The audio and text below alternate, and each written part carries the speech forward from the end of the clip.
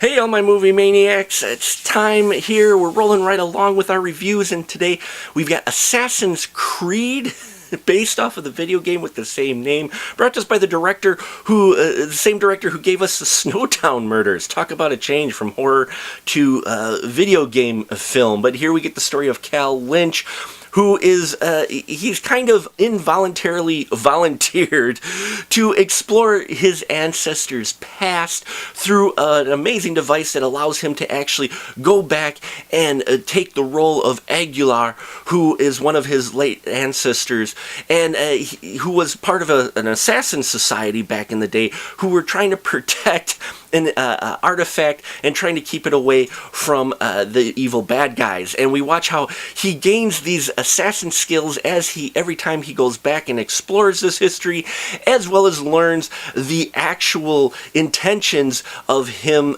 being volunteered for this project by those who have basically taken him and forced him into this room, so to speak. And I guess that's the best way to explain it. I know I probably didn't explain it well, but video game movies are a tough sell, because especially you get hours and hours of play and hours of story. And I will say, I am not that familiar with the Assassin's Creed films, though my kids are, and they loved this film. The target demographic, I think, really will enjoy this film. I personally, I don't know. I had a tough time getting through this movie.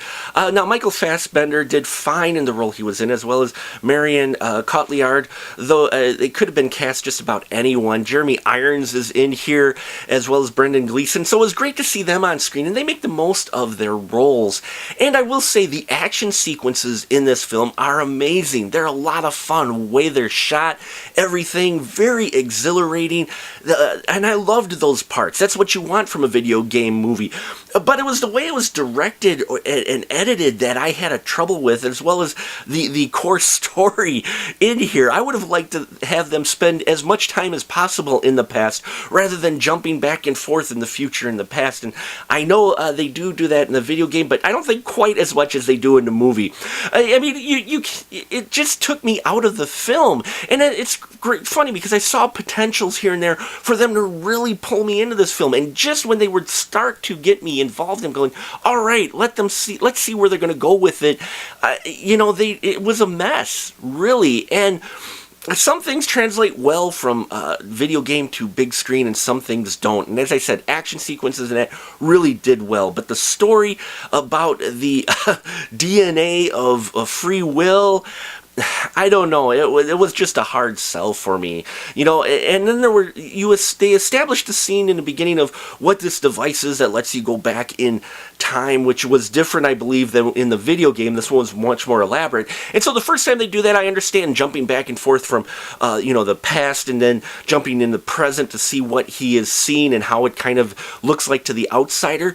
But they do that every time he's hooked up to the machine, and I wish they hadn't done that, because it took me out of it again. I'd get invested in this, he's in the past and some great action scenes and everything, and then we jump back to him being in the Animus, and then we jump back into, and I'm like, quit it! We know what it looks like, So this film had a lot of potential there, but for me, it was just a hard sell, and I couldn't get into it, because every time they just started doing something right, they'd take a wrong turn for me. But again, as far as their target demographic goes, my boys loved it, and I'm glad. I wish I could have seen the film through their eyes. But for me, I can't really recommend Assassin's Creed, except for maybe $5 Tuesday, or it's pay the $7 for the 3D, because I hear the 3D is really, really good in it.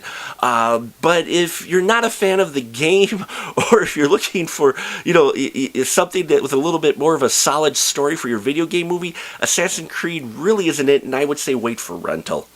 And that'll about do it for us here on The Final Cut. If you've seen Assassin's Creed, leave your comments down below. I know some people love it, and that's great. For me, I don't think this was just done the way I was hoping it would. So that's why maybe it was a bit of a disappointment for me. So check it out. Love to hear your thoughts on it. Please subscribe if you haven't already. Thank you, as always, for your support. And until next time, keep that ticket stub.